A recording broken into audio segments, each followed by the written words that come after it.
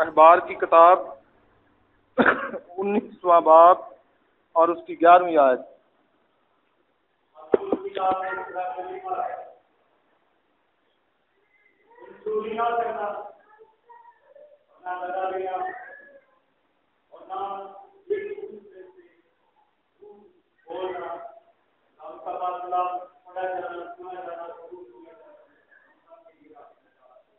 آمین۔ تشریف رکھیں۔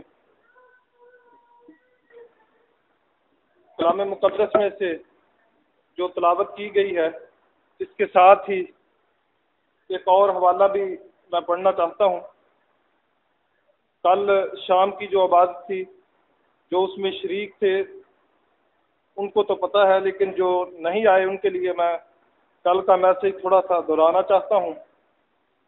کل ہم نے شام کو جو عبادت کی تھی اس میں یعقوب کا خط، اس کا پہلا باب اور اس کی 26ویں آیت ہم نے پڑھی تھی، جس میں لکھا ہے کہ اگر کوئی اپنے آپ کو دیندار سمجھے اور اپنی زبان کو لگام نہ دے بلکہ اپنے دل کو دھوکہ دے تو اس کی دینداری باطل ہے۔ کلام مقدس کا یہ ریفرنس اور کل والا ریفرنس دونوں جو پڑھے گئے ہیں، کل والا جو ریفرنس تھا اس میں زبان اور اس کے کاموں کے بارے میں ہم نے سیکھا تھا کہ زبان جو ہے یہ کس کس کام آتی ہے۔ جسم کے مختلف حصے ہوتے ہیں اور جسم کا ہر ایک حصہ نیکی کے لیے بھی استعمال ہوتا ہے اور جسم کا ہر ایک حصہ بدی کے لیے بھی استعمال ہوتا ہے۔ ان آنکھوں سے ہم کلام مقدس کو بھی پڑھتے ہیں، ان آنکھوں سے ہم گندی ویڈیو بھی دیکھتے ہیں، ان آنکھوں سے اور بھی بہت سارے ہم کام لیتے ہیں۔ ہاتھ جو ہیں یہ خدا کی ستائش اور خدا کی تعریف کے لیے بھی استعمال ہوتے ہیں، اور یہی ہاتھ چوری کرنے کے لیے اور یہی ہاتھ قتل کرنے کے لیے بھی استعمال کیے جاتے ہیں۔ اسی طرح یہ جو ہماری زبان ہے، یہ زبان خدا کی تعریف کرنے کے لیے، خدا کی حمد کرنے کے لیے استعمال کی جاتی ہے، دعا کرنے کے لیے استعمال کی جاتی ہے، کلام مقدس کو پڑھنے کے لیے استعمال کی جاتی ہے، اور ساتھ ساتھ اور بہت ساری برائیوں اور بہت ساری بدی کے لیے بھی اسی زبان کا استعمال کیا جاتا ہے۔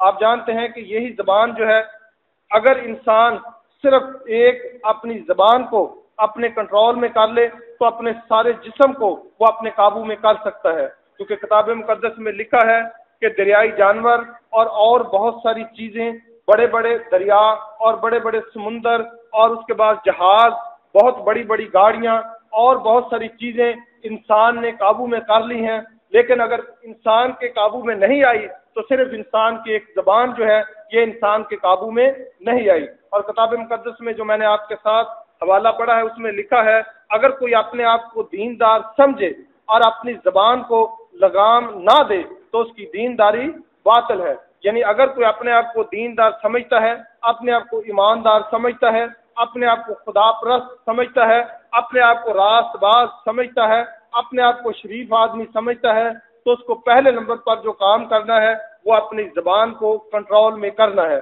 کیونکہ کتاب مقدس میں لکھا ہوا ہے، متی کی انجیل اس کا 12واں باب اور اس کی 34 آیت سے 36 آیت تک لکھا ہے، اے سام کے بچوں، تم کیوں کر برے ہو کر اچھی باتیں کہہ سکتے ہو، کیونکہ جو کچھ دل میں بھرا ہوتا ہے وہی زبان پر آتا ہے۔ اگر کوئی آپ کا دوست ہے، آپ کا عزیز ہے، آپ سے پیار کرنے والا ہے، آپ سے محبت کرنے والا ہے، اگر آپ نے اس کی اصلی حالت دیکھنی ہے تو اس کو تھوڑا سا کسی بات پر غصہ دلائیں۔ جب آپ اس کو غصہ دلائیں گے تو جو کچھ اس کے اندر میں ہوگا وہ فوری زبان کے ذریعے وہ اگل دے گا، اور اس طریقے سے اس کے اندر کی حالت کا پتہ چل جائے گا۔ زبان جو ہے وہ ہمارے اندر کی عکاسی کرتی ہے۔ کتاب مقدس میں لکھا ہے کہ جو کچھ دل میں بھرا ہے وہی زبان پر آتا ہے۔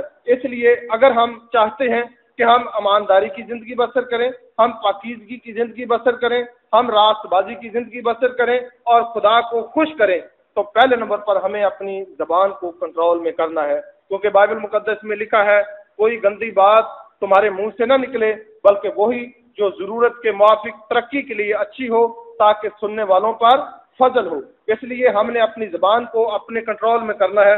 کل شام کو جو میں نے میسج دیا اس میں نے 6-7 پوائنٹ بتائے تھے۔ پہلے نمبر پر میں نے آپ کو بتایا تھا کہ زبان جھوٹ کے لیے استعمال ہوتی ہے۔ نمبر 2، زبان جھوٹی گواہی کے لیے استعمال ہوتی ہے۔ نمبر 3، زبان بدगोई के लिए इस्तेमाल होती है। नंबर 4, ज़बान गैबत गोई करने के लिए इस्तेमाल होती है। ज़बान बदतमीजी के लिए इस्तेमाल होती है। ज़बान गालियाँ देने के लिए इस्तेमाल होती है। और ज़बान से हम खुदा की तारीफ भी कर लेते हैं और ज़बान से खुदा की परस्तश भी करते हैं और इसी ज़बान से दुआ करते हैं। और यकूब की किताब का मुसन्नफ बयान करता है, आए मेरे भाइयों, क्या अंगूर से अंजीर तोड़े जाते हैं या अंजीर से जैतून तोड़े जाते हैं? क्या मीठे चश्मे से खारा पानी बह सकता है या खारे चश्मे से मीठा पानी बह सकता है? जब खारे चश्मे से मीठा पानी नहीं बह सकता तो फिर हमें भी ऐसा करना चाहिए कि हमारी ज़बान से सिर्फ एक ही चीज़ निकलनी चाहिए और वो खुदा की तारीफ हो, खुदा की हमद हो और कलाम मुकद्दस की बातें हमारी ज़बान से निकलती हों तो ठीक है। कल जो हमने सीखा था वो झूठी गवाही के मतलब सीखा था, क्योंकि मैं आजकल ज़बान का और ज़बान का इस्तेमाल आपको बताने की या सिखाने की और ख़ुद भी सीखने की कोशिश कर रहा हूँ कि हम ज़बान को किस तरह इस्तेमाल कर सकते हैं। कल हमने झूठी गवाही के मतलब सीखा और आज हम झूठ बोलने के मतलब सीखेंगे। जिस तरह आपने तलावत में सुना, भाई आसिफ ने जो अहबार की किताब 19वां बाब और उसकी 11वीं आयत तलावत की, उसमें लिखा है कि तुम चोरी ना करना, ना किसी को दगा देना और ना किसी से किसी तरह झूठ बोलना। तो आज हम कलाम मुकद्दस में से दगा और झूठ के बारे में सीखेंगे कि दगा क्या होता है और झूठ क्या होता है। हकीकत में झूठ कहा किसको जाता है? अक्सर लोग एक दूसरे से मजाक करते हैं। मिसाल के तौर पर रात का वक्त है, जो शख्स किसी चीज़ से डरता है, अक्सर बहनें जो हैं वो छिपकली से डरती हैं। अगर किसी ने किसी को डराना हो तो फौरन ये कहा जाएगा कि आपके पास छिपकली बैठी है और जो बहन होगी वो डर के फौरन पीछे भाग जाएगी।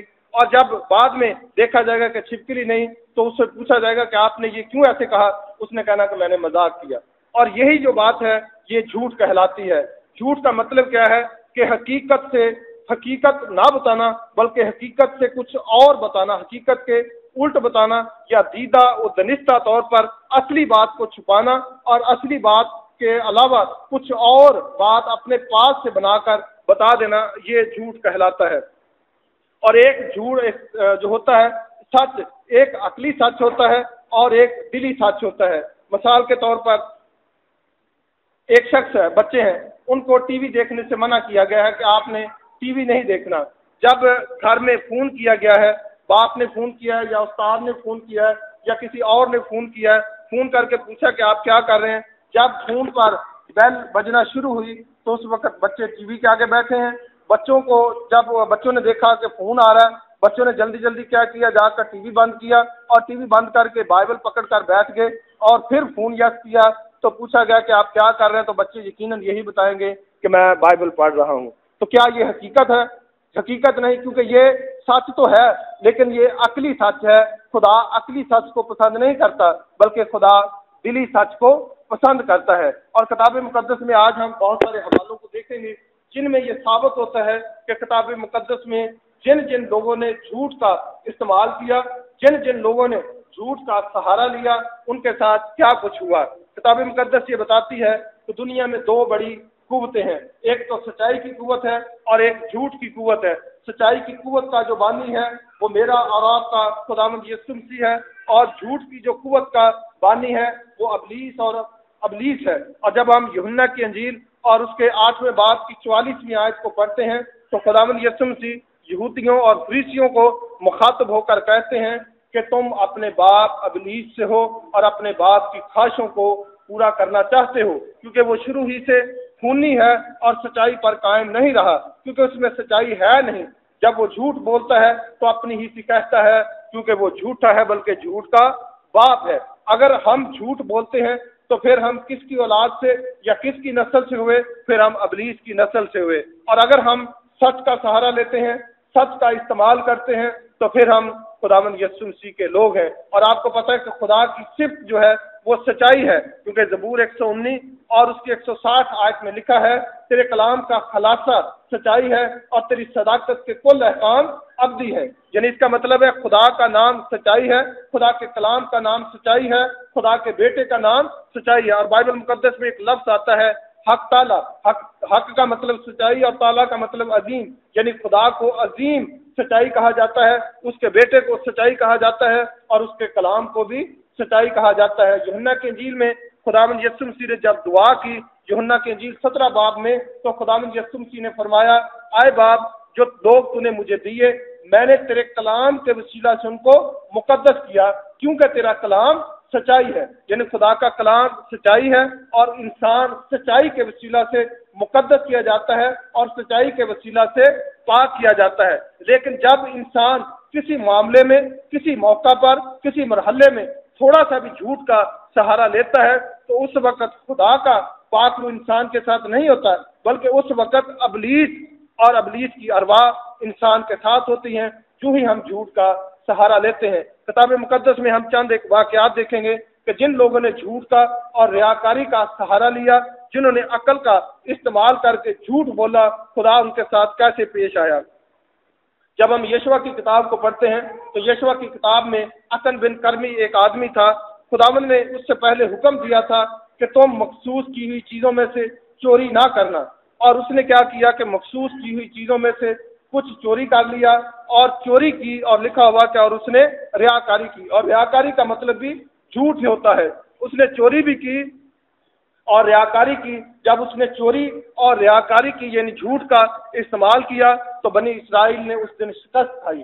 जब उन्होंने शिकस्त खाई तो यशवा, लिखा हुआ है कि यशवा ऊंधे मुंह खुदा के सामने झुक गया और सारी रात खुदा के सामने रोता रहा और चिल्लाता रहा और कहने लगा कि ऐ खुदावंद, हमसे कौन सा गुनाह सरजद हुआ। खुदावंद ने कहा कि उठ, तू क्यों रो रहा है, जाकर अपनी कौम को पाक और साफ कर, तेरे लोगों ने गुनाह किया है। जब यशवा बनी इस्राइल के बीच में आया तो यशवा ने बनी इस्राइल को बुलाया और उनमें से पूछा कि तुम में से किसने गुनाह किया। कोई शख्स मानने के लिए तैयार नहीं था।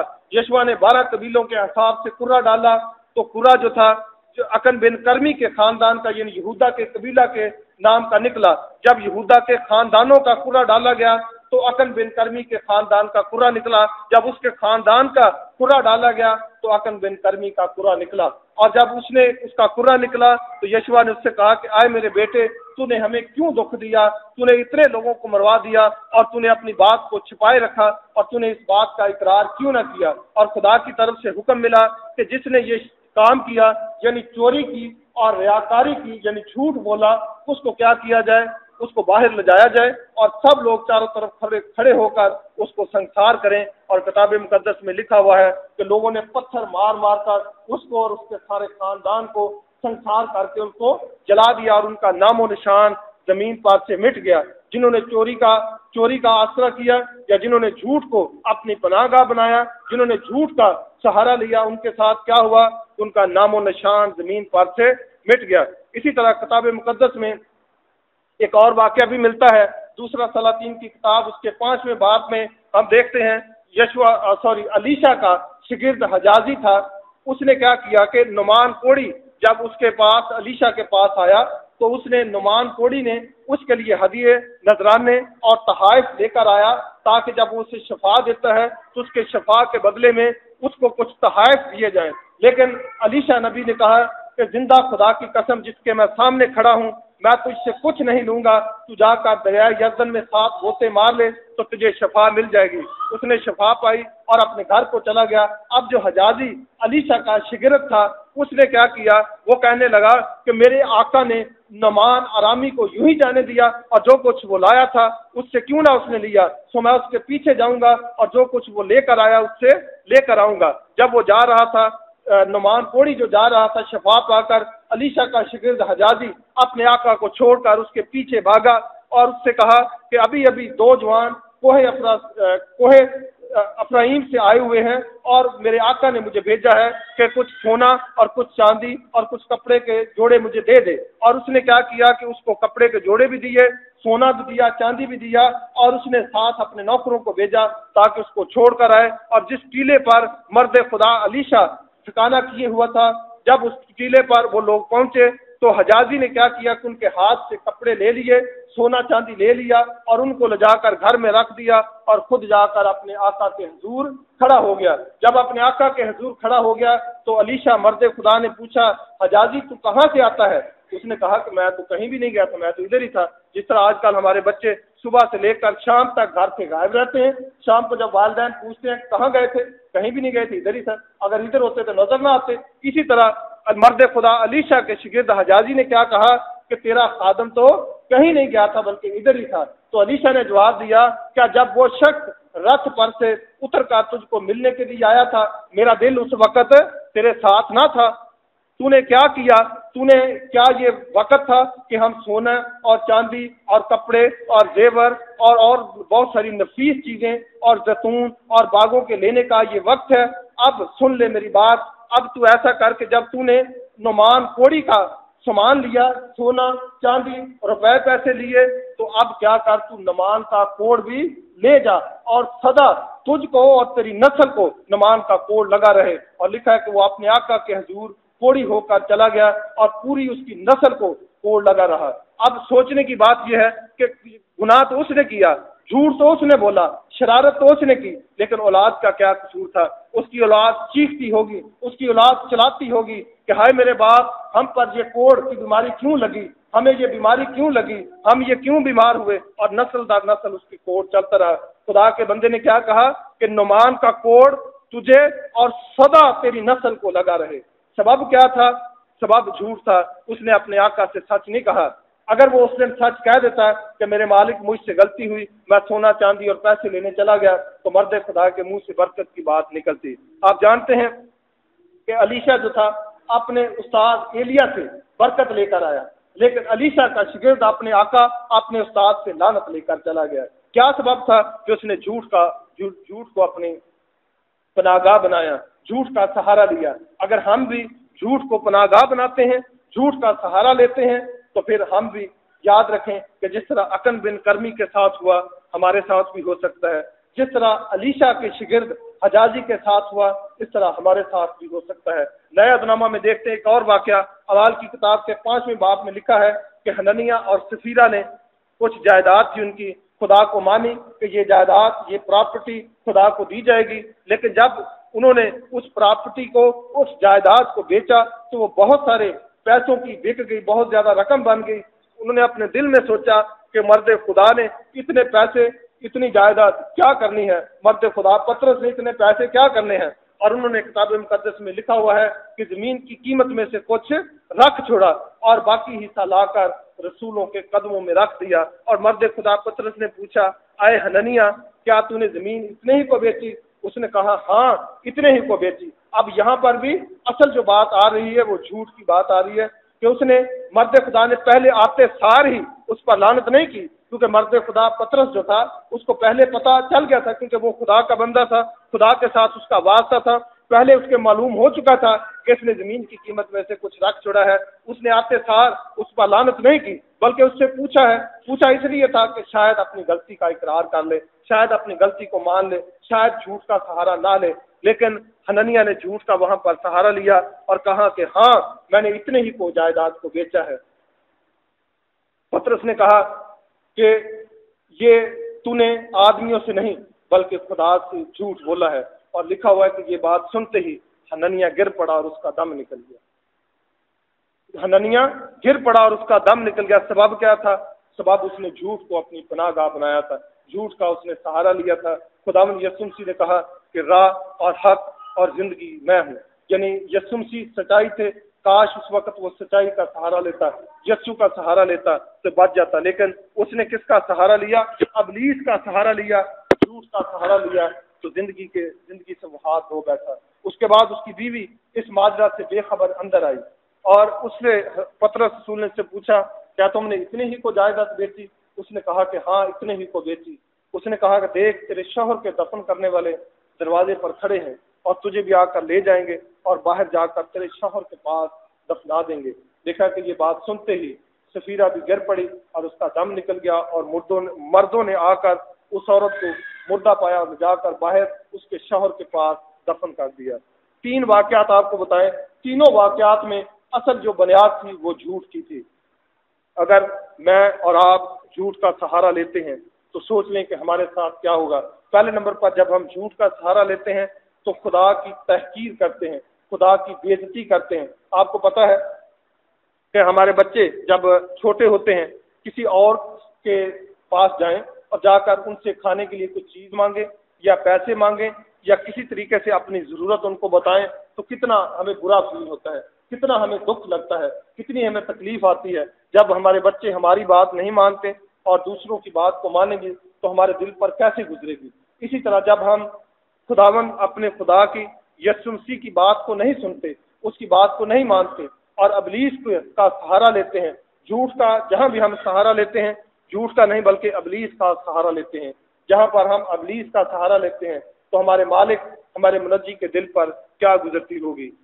صرف بات یہ ہے کہ اگر ہم سچ بولتے ہیں تو ہم خداوند یسوع مسیح کے پیروکار ہیں اور خدا کے فرزند ہیں، لیکن اگر ہم جھوٹ بولتے ہیں تو پھر ہم ابلیس کے پیروکار اور ابلیس کے فرزند ہیں۔ چند ایک حوالہ جات ہیں جو آپ کے سامنے میں رکھنا چاہتا ہوں دغا بازی کے تعلق سے، جھوٹ کے تعلق سے، کہ بائبل مقدس اس برے اور ہیبت ناک گناہ کے متعلق کس طرح مذمت کرتی ہے، کس طرح ملامت کرتی ہے اور سختی سے کتاب مقدس اس کے بارے میں بتاتی ہے۔ پہلا حوالہ آپ نے سن لیا ہے، اخبار 19 باب اور اس کی 11 آیت میں جو لکھا ہوا ہے کہ تم چوری نہ کرنا، نہ کسی کو دغا دینا اور نہ کسی سے جھوٹ بولنا۔ اس کے بعد آپ میرے ساتھ حوالہ جات دیکھیں گے، پہلا پطرس اس کا 3 باب، جن کے پاس خدا کا زندگی بخش کلام ہے وہ ضرور کھولے۔ پہلا پطرس اس کا 3 باب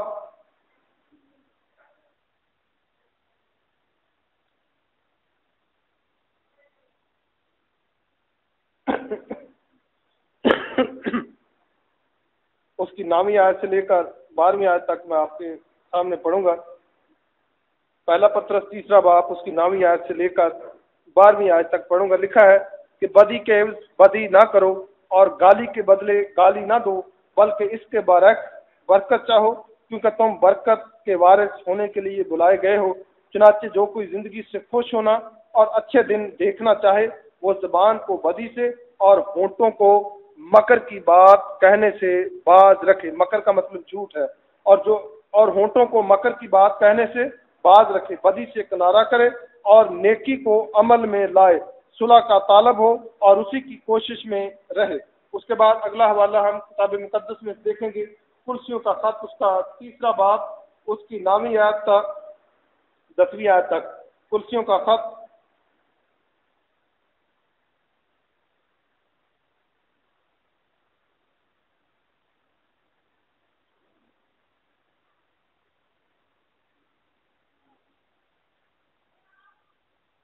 کرسیوں کا خط 3 باب 9ویں آیت سے لے کر 10ویں آیت تک لکھا ہے، ایک دوسرے سے جھوٹ نہ بولو، کیونکہ تم نے پرانی انسانیت کو اس کے کاموں سمیت اتار ڈالا اور نئی انسانیت کو پہن لیا جو معرفت حاصل کرنے کے لیے اپنے خالق کی صورت پر بنتی جاتی ہے۔ لکھا کہ ایک دوسرے سے جھوٹ نہ بولو کیونکہ تم نے پرانی انسانیت کو اتار ڈالا۔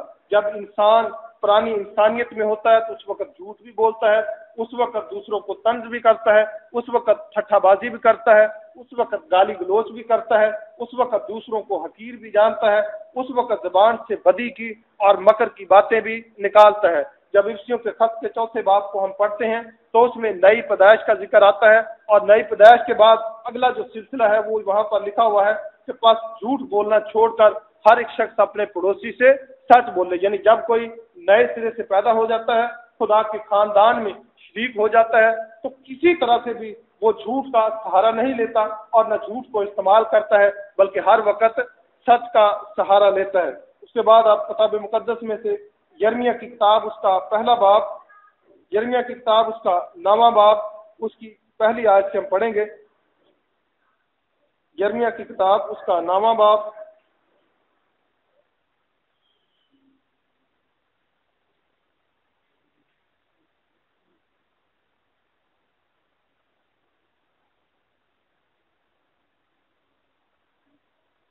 پہلی آیت سے 9ویں آیت تک میں پڑھوں گا۔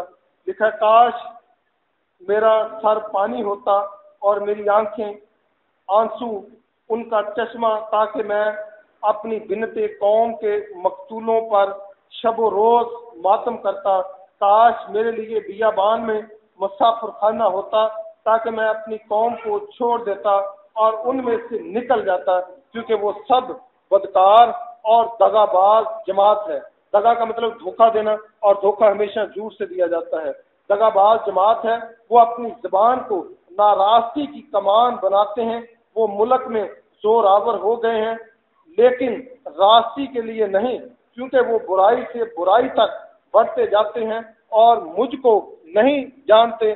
خداوند فرماتا ہے ہر ایک اپنے ہمسایہ سے ہوشیار رہے، اور تم کسی بھائی پر اعتماد نہ کرو، کیونکہ ہر ایک بھائی دغا بازی سے دوسرے کی جگہ لے گا، اور ہر ایک ہمسایہ غیبت کرتا پھرے گا، اور ہر ایک اپنے ہمسایہ کو فریب یعنی جھوٹ دیتا پھرے گا اور سچ نہ بولے گا۔ انہوں نے اپنی زبان کو جھوٹ بولنا سکھایا ہے اور بد کرداری میں جاں فشانی کرتے ہیں۔ تیرا مسکن فریب کے درمیان ہے۔ خداوند فرماتا ہے فریب ہی سے وہ مجھ کو جاننے سے انکار کرتے ہیں، اس لیے رب الافواج یوں فرماتا ہے کہ دیکھ میں ان کو پگلا ڈالوں گا اور ان کو آزماؤں گا، کیونکہ اپنی بنت قوم سے اور کیا کروں، ان کی زبان مہلک تیر ہے، اس سے دغا کی باتیں نکلتی ہیں۔ اپنے ہمسایہ کو منہ سے تو سلام کہتے ہیں، پر باطن میں اس کی گھات میں بیٹھتے ہیں۔ خداوند فرماتا ہے کیا میں ان باتوں کے لیے ان کو سزا نہ دوں گا؟ کیا میری روح ایسی قوم سے انتقام نہ لے گی؟ کتاب مقدس میں جو حوالہ میں نے آپ کے سامنے پڑھا، اس میں لکھا ہے کہ انہوں نے اپنی زبان کو جھوٹ بولنا سکھایا۔ آپ جانتے ہیں کہ جب ہمارے گھر میں کوئی بچہ پیدا ہوتا ہے تو بچہ جب بچپن ہی سے پیدا ہوتا ہے تو جو کچھ ہم بولتے ہیں، جو کچھ ہم کرتے ہیں، وہ بچے آپ جانتے ہیں کہ نوٹ کرتے ہیں۔ اکثر ہم بچوں کو ڈرانے کے لیے اس بات کو کہتے ہیں کہ باہر کتا آ گیا، میں نے تجھے کتے کے آگے پھینک دینا ہے۔ بعد میں کتا ہوتا نہیں اور بچہ کو پتہ چل جاتا ہے کہ میرے والدین نے یقیناً جھوٹ بولا، اور جب بچے بڑے ہوتے ہیں تو بچوں کو ہم کہیں گے کہ تم سچ بولو، وہ کیسے سچ بولیں گے کہ جب بچپن ہی سے ہم نے ان کو جھوٹ بولنا سکھایا۔ اس کے بعد جب بچوں کو ہم نے خوف زدہ کرنا ہوتا ہے تو یہ بچوں کو کہتے ہیں کہ میں نے تیری ٹانگیں توڑ دینی ہے، میں نے تجھے پولیس کے حوالے کر دینا ہے۔ نہ تو ٹانگیں توڑی جاتی ہیں اور نہ بچے کو پولیس کے حوالے کیا جاتا ہے۔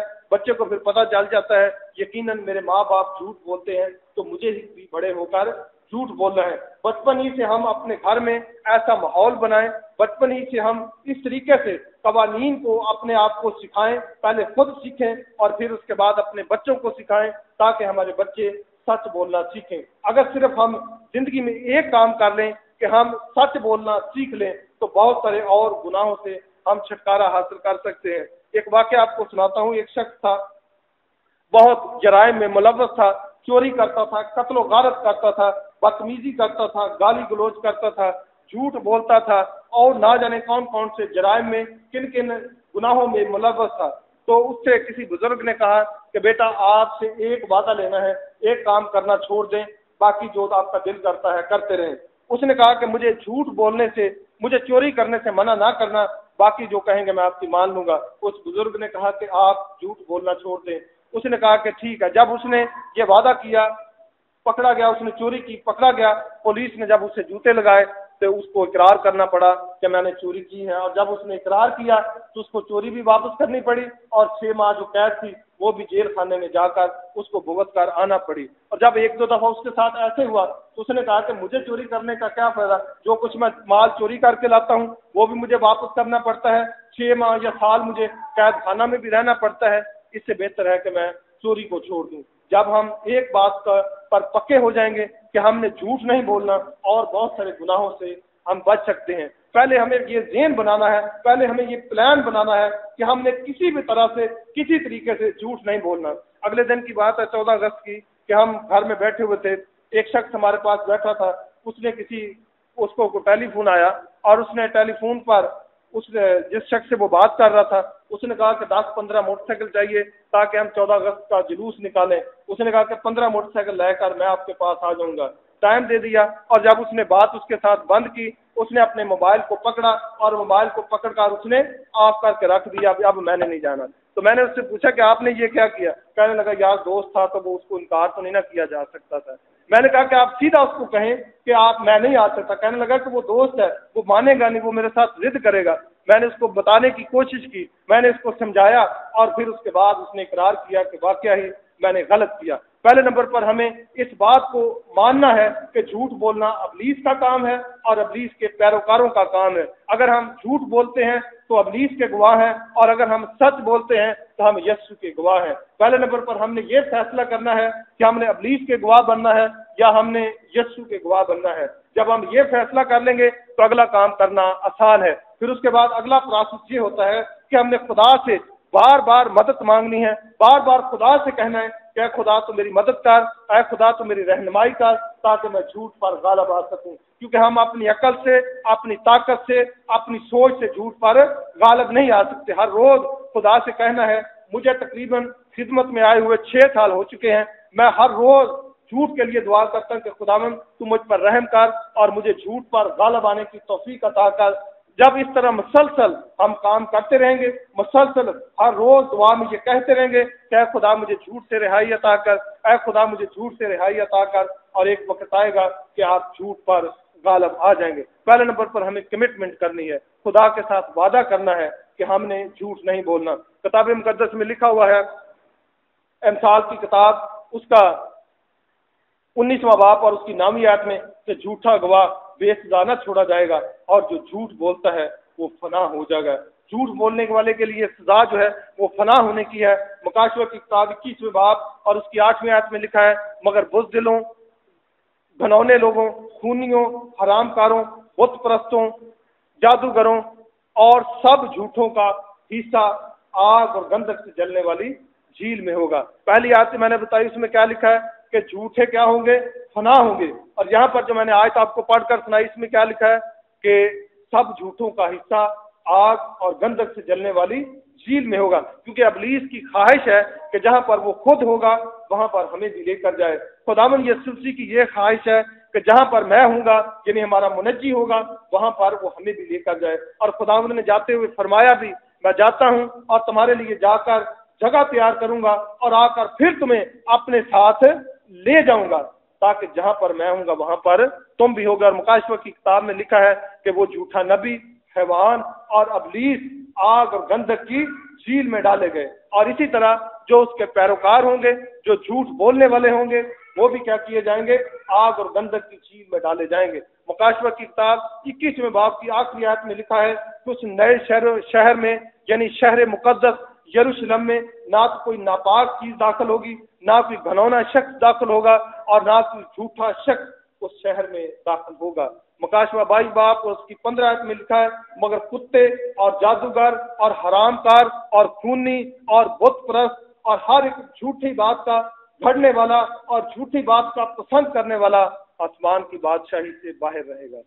فیصلہ اپنا اپنا ہے۔ اگر ہم جہنم میں جانا چاہتے ہیں، اگر ہم ابلیس کے پیروکار ہیں، اگر ہم نے ابلیس کے گواہ بننا ہے، تو پھر ہم لازمی جھوٹ بولیں گے۔ اور اگر دن میں ایک مرتبہ بھی ہم نے ہماری زبان سے کسی طریقے سے بھی جھوٹ نکل آیا، تو سمجھ لیں کہ ایک دن میں ایک بار ہم نے لازمی ابلیس کی گواہی دے دی ہے۔ اور اگر ہم سچ بولیں گے تو پھر ہم یسوع کی گواہی دیں گے۔ جان ہمارے لیے مبارک یسوع نے دی ہے، گناہوں سے رہائی ہمیں خداوند یسوع مسیح نے دی ہے۔ ہمارے گناہوں کو دھو کر پاک اور صاف کس نے کیا؟ خداوند یسوع مسیح نے کیا۔ موت سے رہائی خداوند یسوع مسیح نے دی۔ تو گواہی ہم کس کی دیتے ہیں؟ گواہی پھر ہم ابلیس کی دیتے ہیں۔ اور کتاب مقدس میں لکھا ہوا ہے، سچائی سے واقف ہوگے اور سچائی تم کو آزاد کرے گی۔ بہت سارے مرحلے ایسے آتے ہیں، بہت سارے موقع ایسے آتے ہیں جہاں پر ہمارے ایمان کا ٹیسٹ ہوتا ہے کہ آیا یہاں پر ہم ابلیس کا سہارا لیتے ہیں، یہاں پر ہم خداوند یسوع مسیح کا سہارا لیتے ہیں۔ کیونکہ زبان، اگر ہماری زبان ہمارے اختیار میں ہے، اگر ہماری زبان ہمارے کنٹرول میں ہے، تو یقیناً ہم سچ بول سکتے ہیں۔ اس لیے پہلے نمبر پر ہمیں اپنی زبان کو اپنے کنٹرول میں کرنا ہے، اور اس کو بھی اپنے کنٹرول میں ہم اپنی عقل سے، اپنی طاقت سے نہیں کر سکتے۔ پھر ہمیں خدا کے پاس جانا ہے اور خدا سے کہنا ہے کہ اے خدا مجھے سچ بولنا سکھا، میری زبان کو سچائی سکھا، تو میری مدد کر۔ اور جب آپ سچ بولنے کے لیے دل سے خدا سے وعدہ کر لیں گے، دل سے خدا سے کہیں گے کہ خداوند میں نے سچ بولنا ہے تو میری مدد کر، اور جب آپ کا ضمیر زندہ ہو جائے گا تو آپ جب کبھی جھوٹ بول لیں گے، آپ کو بے چینی ہوگی، آپ کو پریشانی ہوگی، آپ کے دل میں ایک تڑپ پیدا ہوگی کہ میں نے کیا کیا، میں نے گناہ کیا۔ جس طرح میں اکثر مثال دیتا ہوں کہ جب کوئی شخص پانی میں ہوتا ہے تو پانی اس کے اوپر بہت زیادہ پانی ہوتا ہے، لیکن اس کو پانی کا وزن महसूस नहीं होता। इसलिए नहीं होता कि वो पानी के अंदर होता है, और जब वही शख्स पानी से बाहर निकल आता है, थोड़ा सा पानी उसको उठाना पड़े तो उसको बोझ मालूम होता है। इसी तरह जब हम झूठ में से निकल आएंगे, जब हम गुनाह में से निकल आएंगे, तो फिर कभी भी अचानक भी ना चाहते हुए हमारे मुंह से जब झूठ निकल जाएगा तो हमें उसके बाद पछतावा होगा। अगर हमारा ज़मीर जिंदा होगा तो हमें पहले नंबर पर यह दुआ करनी है कि खुदा हमारे ज़मीर को जिंदा कर, ताकि हम सच्चाई की और झूठ की पहचान कर सके। क्योंकि लिखा है कि वो दुनिया से हैं, इस वास्ते दुनिया की सी कहते हैं और दुनिया उनकी सुनती है। हम खुदा से हैं, जो कोई खुदा को जानता है वो हमारी सुनता है, और जो खुदा से नहीं वो हमारी नहीं सुनता। इसी से हम हक की रूह और गुमराही की रूह को पहचान लेते हैं। और आप जानते हैं किताब मुकद्दस में एक रेफरेंस मैंने बताया कि झूठी बात का घड़ने वाला और झूठी बात का पसंद करने वाला खुदा की बादशाही से बाहर रहेगा। घड़ने वाले का तो ये कसूर हो गया कि वो झूठ बोलता है, और सुनने वाले का क्या कसूर है कि झूठी बात का सुनने वाला भी खुदा की बादशाही में दाखिल नहीं होगा। क्यों झूठी बात का सुनने वाला खुदा की बादशाही में दाखिल नहीं होगा? इसलिए कि जिस शख्स के अंदर झूठ होता है वो झूठ को सुनता है, और जिसके अंदर झूठ नहीं होता वो कभी झूठ को नहीं सुनेगा। खुदा मुझे और आप सबको ये तौफीक बख्शे कि हम अबलीस के नहीं बल्कि यीशु के गवाह बने। दिन में एक दफा भी हम झूठ बोल लें तो हमने अबलीस की गवाही दी। अगर हम सच बोलते हैं तो हम यीशु की गवाही देते हैं। खुदा आपको बरकत दे।